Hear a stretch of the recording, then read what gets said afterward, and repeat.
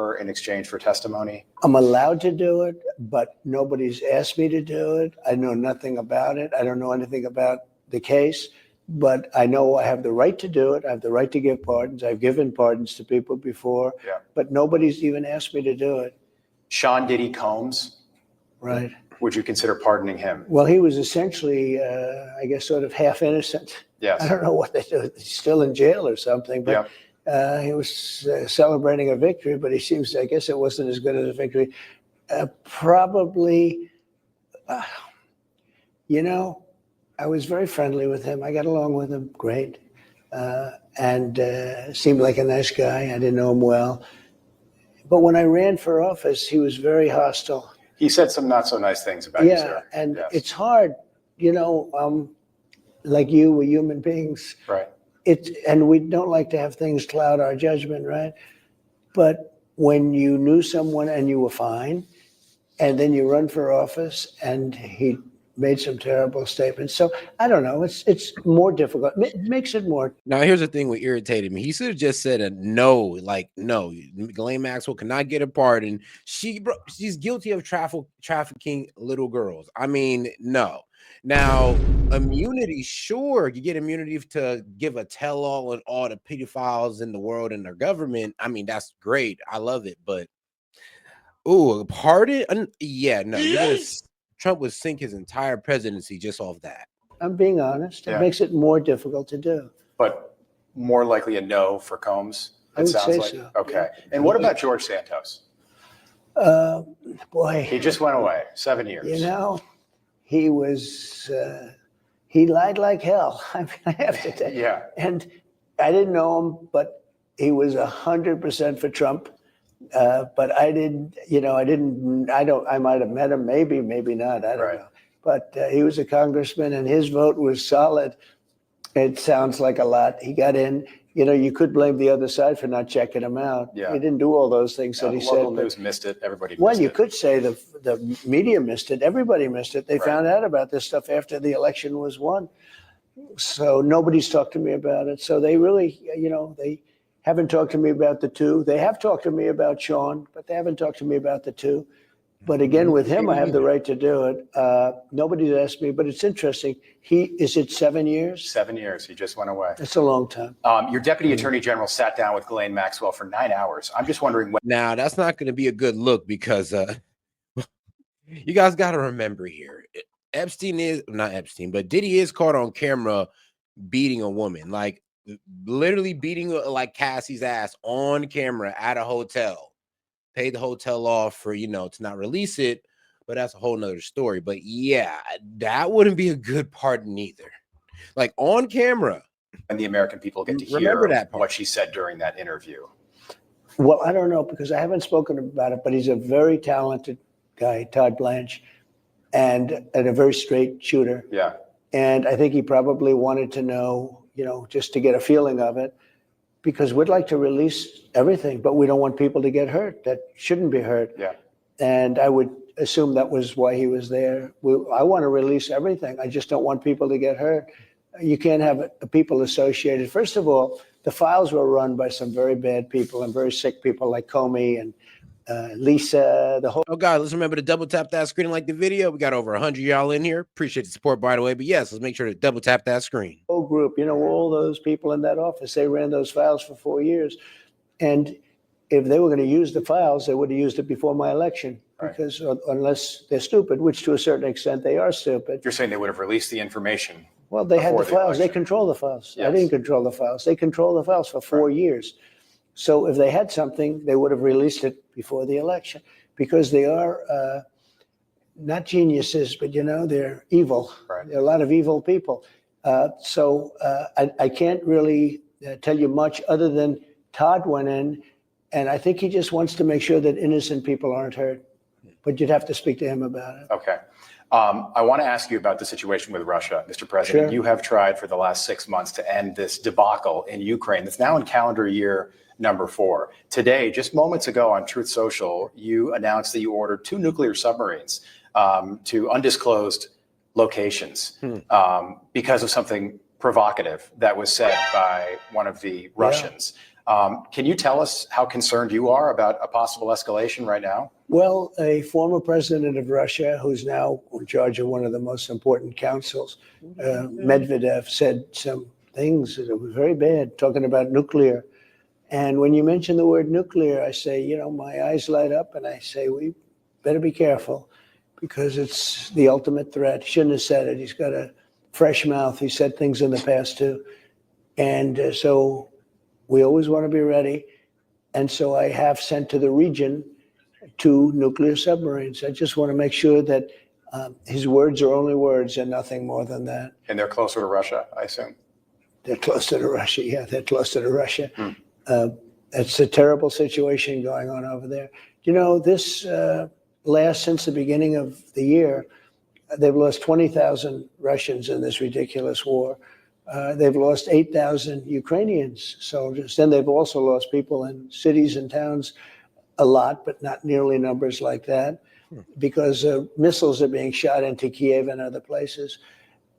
This is Biden's war. This is not my war. This war would have never happened. It didn't happen for. So apparently Russia isn't taking Trump's threat too kindly of 100% tariff on them and their allies. So anybody who's buying Russian oil will also get tariffs as well. And I mean, here's the problem. I mean, you know, you got some pretty strong economic powers that buy Russian oil. And this could also be seen as a ploy to break up BRICS, which I'm all for. It's a risky move, but I'm for it. Because BRICS is a problem, and this kind of does seem like, you know, you were trying to kill 2 birds with 1 stone. First off, we got to get Russia to de-escalate, threaten them with tariffs, and pretty much threatening their guys with tariffs, you know, also throw off their economy, which is how they're kind of fueling this whole war, is through their oil sales. If we can get that slowed down, we can possibly get them to de-escalate and break up BRICS a little bit. 4 years was never even talked about. Other than anything, I had conversations with Putin. It was the apple of his eye, but he wasn't going to go into Ukraine. And I will say this, that's a war that should end. That's a terrible war. The bloodiest and deadliest in Europe since the Second World War. Reagan said peace through strength. I now call it peace through Trump. I think that deterrent is well, you know, we've settled a lot of wars. You take a look at what's happened just over the last little while. We've settled a lot of very beautiful wars have been settled. That don't get a lot of attention from the media. No, they don't talk Can about I just ask you, your 10-day deadline? One of the wars, think of it. Sorry. India, Pakistan, nuclear. You look at Cambodia just recently. It looked like that was going to be another big war. It was going to be a war. I settled that up, and I settled it up with trade. I settled a lot of them with trade. I said, listen, you guys are going to fight. You can fight all you want. I mean, just fight your hearts out, but we're not doing a trade deal. All of a sudden, they end up not doing a war. I settled in the Congo.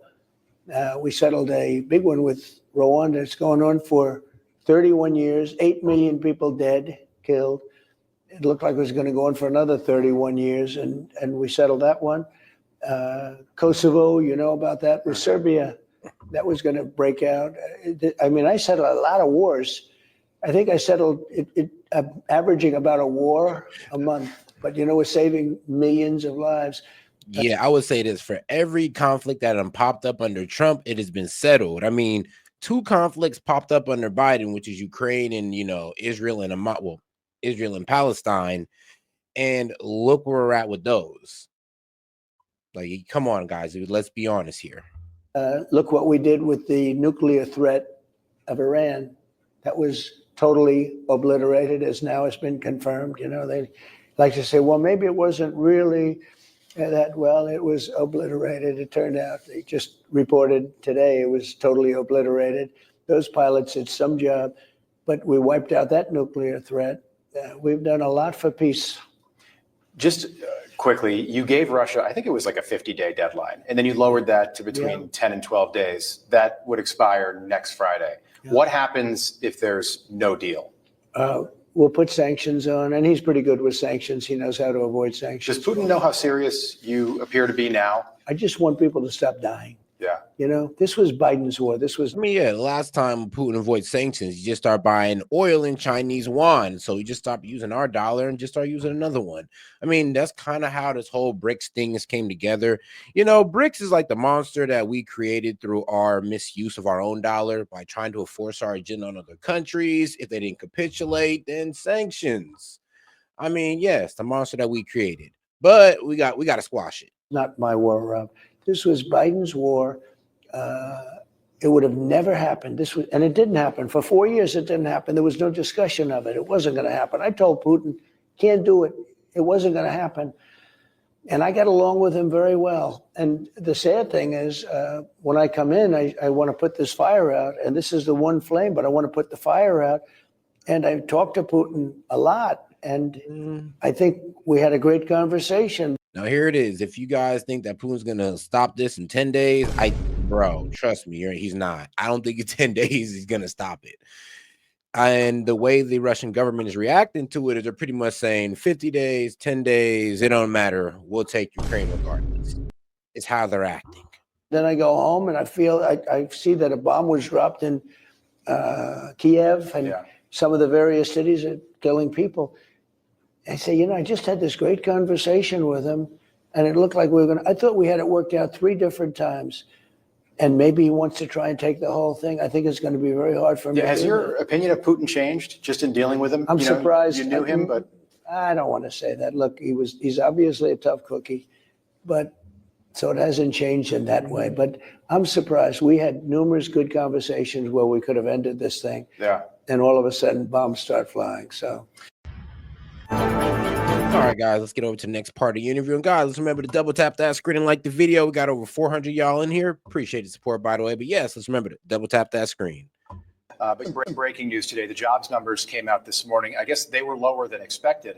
But you've announced that you're firing your a Biden appointee, the head of the Bureau of. So here's a problem with the job numbers. So in June, it was reported, I believe, to have like 45, over 100K jobs added to the economy, over 100K. And that was reported in June.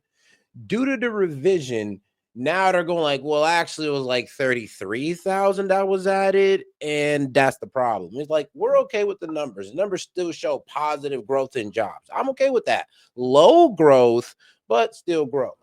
The problem that I have is that, when Trump was trying to make his point to the Fed to cut rates, these low job growth numbers would have been pretty I ain't gonna lie, they've been pretty important. Like, this has been pretty important to have for Trump to make his case to the Fed. But as Powell said, look, inflation is cool. The jobs are being added to the economy. I mean, unemployment has not went up. But now look where we're at after the revision. The problem is after we were at 4.2 the whole time, pretty much. Like, we didn't really need the revision to tell us that, but now it's kind of crazy that we now know the truth after the revision. And here's the thing. We blame Trump for what the Bureau of Labor Statistics effed up on. Labor and Statistics are named Dr. Erica McIntarfer. Tell us about what was going on here.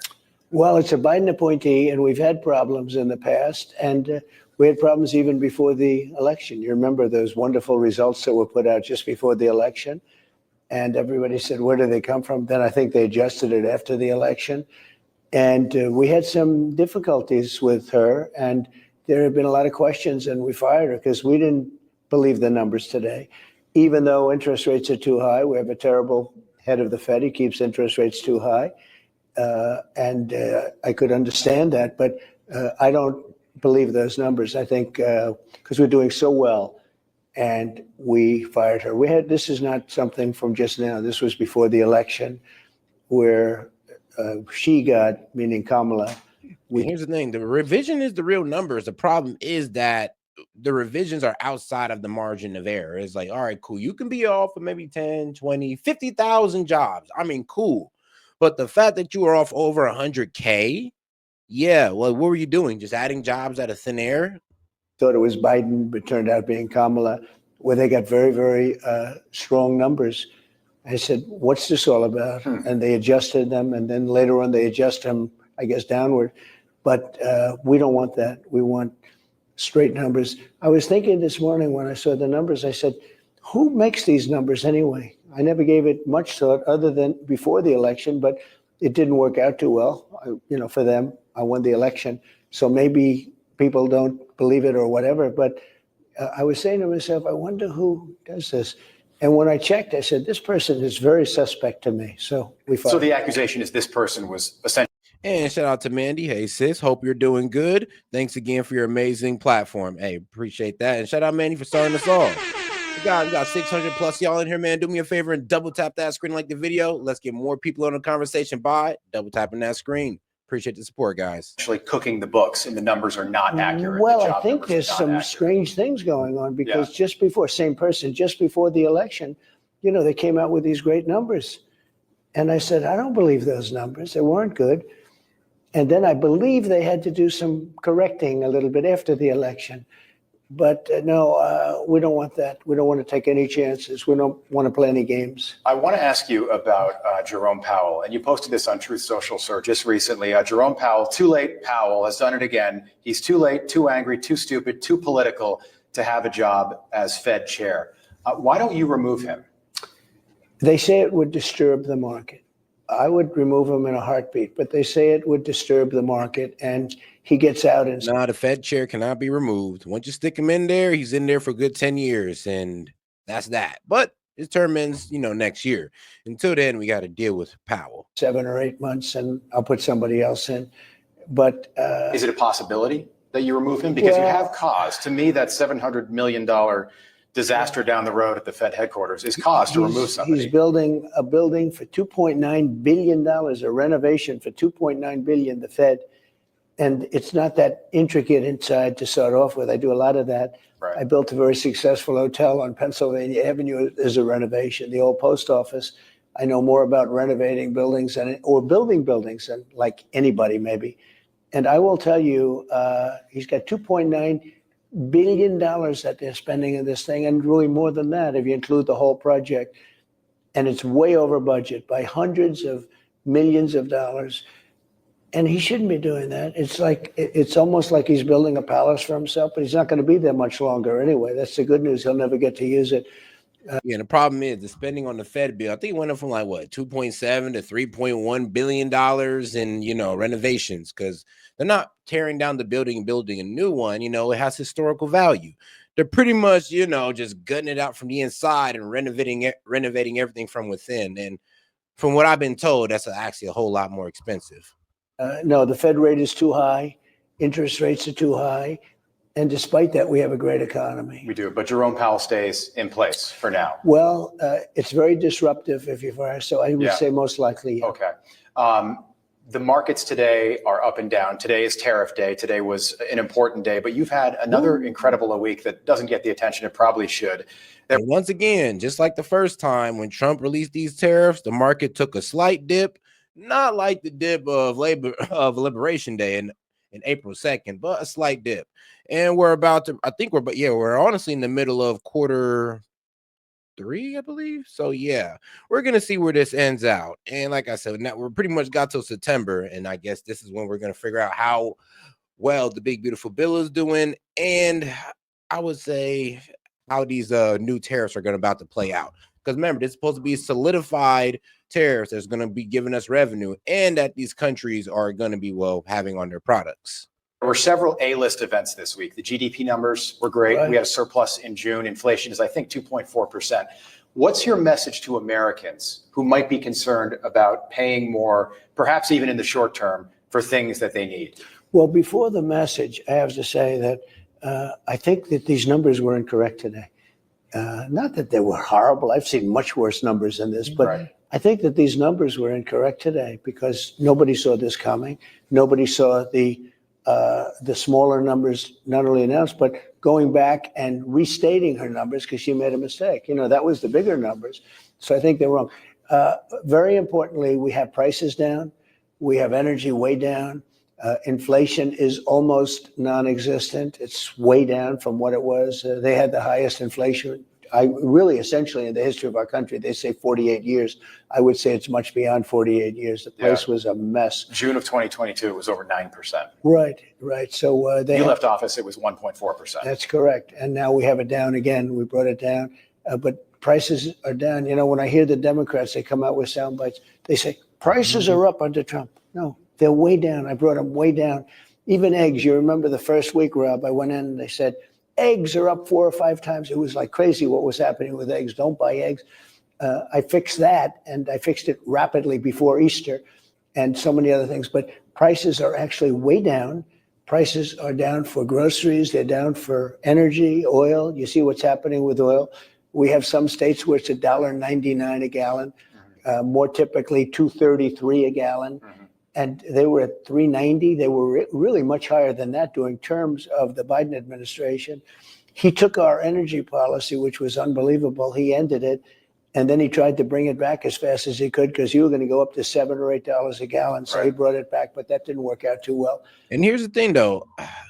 Trump is right. Now, we are seeing positive results in the market still. Well, considering that GDP done rose 3%. So that still stands. I mean, GDP still going up, still stands. So we can't say that the market's in a slowdown or that we're even heading towards a recession because, well, GDP is performing pretty well.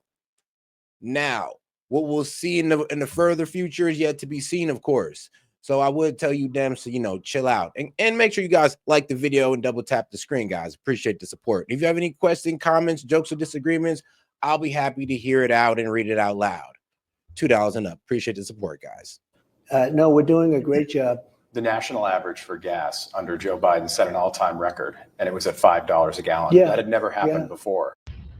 All right. That's part of it. And like I said, let's remember to double tap that screen, like the video. Got over 700 of y'all in here. Appreciate y'all. Let's go. Ballot this cycle, 2026. Historically, Republicans have struggled when Donald Trump's name's not on the ballot. How are you going to make sure Republican voters turn out in 2026, just 15 months away? It's a great compliment, right? When I'm not on the ballot, we don't do well. It's the truth. It's the truth. But I'm going to be out campaigning and working very hard. We have great candidates. And, they're saying we had the greatest 6 months in the history of the presidency. We have done so much, the big, beautiful bill, the whole thing. I mean, everything. And that's the biggest tax cuts ever, the biggest regulation cuts ever. Wait till you see the boom that this country goes through in 5 or 6 months from now with all of the things that are happening. Car plants are getting ready to start built. They're going to be built by record numbers. The AI stuff is crazy. What's going on there? Billions and billions, trillions of dollars is being, and it's all going to start very shortly now. It's amazing. We've taken in almost $17 trillion of investments in this country, and when you see what happens, we're going to have a successful country like I think we've never had before. Your administration has been very open about the fact that American women are not having enough babies. We know that you have addressed this. There was an ad this week, Sydney Sweeney. I mean, shoot, though, under liberals, though, I mean, look, they didn't really care. It's all good. Abort your baby. We'll just bring in a whole bunch of, H-1B visas and illegals to replace y'all. It's all good. Keep doing what you do. We're bringing a whole bunch of Muslims who have like 5 kids of family to replace y'all. Yes, keep doing what y'all doing. I mean, the liberals had no problem with it. So I'm glad it's being highlighted. I would say on both sides, black people and white people have more babies. An actress was in an ad for blue jeans. Yeah. The ad is doing very well. It's very popular. The jeans are sold out. Does America need to see more ads like that and maybe fewer ads with people like Dylan Mulvaney on the cover? Well, I think the Dylan Mulvaney ad was perhaps the most unsuccessful ad in history. It knocked $35 billion off the value of a certain company. You know what I'm talking about. That was one of the great disasters of all time. I would say it's probably the most unsuccessful ad, worst ad ever. Advertising is a very funny thing. I've done ads where I thought they were lousy and they turned out to be iconic. And then I've done some that I thought were beauties, they're going to be fantastic, and they weren't so good. So to each his own. But the Dylan Mulvaney ad was a total disaster. You've been very open about wanting an expedited deposition from Rupert Murdoch. This is somebody that you were close with, and this is the Wall Street Journal Epstein case. Do you think, maybe the better question is, why do you think the Journal is attacking you like that? Well, it's funny because the New York Post has been terrific. They have a really good man. Keith Poole runs it, and they've been great. The Wall Street Journal has been terrible. They've been so bad. It's like a gossip page. It's not the Wall Street Journal, it's gossip. And when they write things wrong, I feel I have to protect myself. I have to protect my voters. I have to protect MAGA. And if I don't do it, I wouldn't be here with you. I wouldn't. Now, to give Trump that criticism, I ain't even gonna lie. I mean, you protect yourself even better if you just drop that list. Remember, this is all about the list. It's all about you possibly, being a little too close to Epstein. And we all get they used to be friends. They had a falling out, and that's supposed to be that. But I mean, you would solidify that by just, dropping the complete Epstein files and let everybody take it from there. Be president. I wouldn't, who knows what would have happened if I didn't fight back. I mean, it turned out to be a whole phony thing, the Russia hoax, and many other hoaxes too. That was just an offshoot, but many other hoaxes. And so I feel I have to protect myself. Wall Street Journal, I find to be very, very dishonest as it pertains to me. All right. Let's get over to the next video here. And guys, remember to double tap that screen and like the video. Appreciate the support, guys. Let's get us to 100 likes. All right. Suggest essentially these new emails, Mr. President, suggest essentially that Hillary Clinton personally approved the Russia hoax. With Obama. With Barack Obama. And my question is she finally going to pay for what she did, or does she get a pass again? So, we had her, and I had her right under the sights, and I told the people, look, you can't do this to a president's wife, an ex-president, and she was Secretary of State, but you can't do this to the wife of a president. And if you remember, I'll tell you how I feel about it in a second. If you remember, I was at a rally, and it was after the election, and they said, lock her up. And I said, no, look, we won, just relax. And I didn't do what other people would have done, what they would have done. And then they went after me, and they meant it. I said, it's amazing. I always felt that you shouldn't be doing this stuff. And I let Hillary off the hook. I totally left her off the hook. And then I let her off the hook for what? And then I come in, and they did the same thing to me. The difference is they actually meant it. And they hurt a lot of people, and it was all a hoax. And now they have it in black and white. No, I mean, that's the thing, though. I mean, Trump should have went full force. You should have listened to your voters back then lock her up. Show to them that you were willing to make an example out of them. But the fact that you didn't, you kind of just left them open to do it again. And that's exactly what they did. They kept doing it again and again. And they managed to actually stick some felonies on the man. Now, they were BS felonies, but still, though, I mean, you probably should have just locked her up in the beginning. In hindsight, of course, in hindsight. Now do we know that what they did? Well, I think they should pay a price. How directly? By the way, it's a very big price. It could be the biggest scandal in the history of our country, but it continues onward. And that continues onward. That scandal has continued from the beginning. They have everything they do is a hoax. They're no good at anything other than some forms of nasty politics. I think how much it hurt you in your first term. And I think about these names, Brennan, Comey, Clapper. The worst. Hillary Clinton. All bad. How directly do you think Barack Obama was involved? Totally. He knew about it. And we have it cold. He has it in writing. It's all, he said, you could almost say that he was almost more of the mastermind. He heard what she was doing, and then he approved it. And when and not only approved it, he approved it and pushed it. And they knew it was fake. They knew the Russia thing was fake. I'm not great with Russia. I was tougher on Russia. Don't forget the pipeline. I was the one that ended the Russian pipeline. Nobody ever even knew they were building a pipeline. I ended it. So, and when Biden came in, by the way, one of the first things he did was approve it. I had it ended. Now, that was the biggest economic development job they've ever done. That was going to all over Europe, and I ended it. No, I was the opposite. And I'll tell you what, for that to have gone on, it's one of the great scandals, I think, in the history of our country. I know it is. Are you willing to take this all the way to indictments? Well, it's up to Pam Bondi, who's doing a terrific job. And she'll have to work with law enforcement to see what she wants to do. And I'm not giving her advice one way or the other. Okay. I can tell you, though, I read like you read, and I read things that are unbelievable that just came out yesterday. Yeah. A lot going on. Now, they've been coming out over the last number of months. Right. But what came out over the last few days is incredible.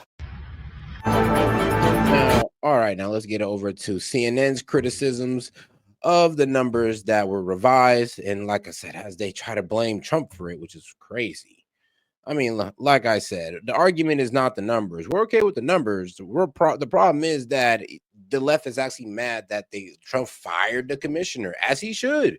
If you're getting numbers that wrong, then yeah, you need to be fired. It's about competency. Good morning. I'm Abby Phillip in New York.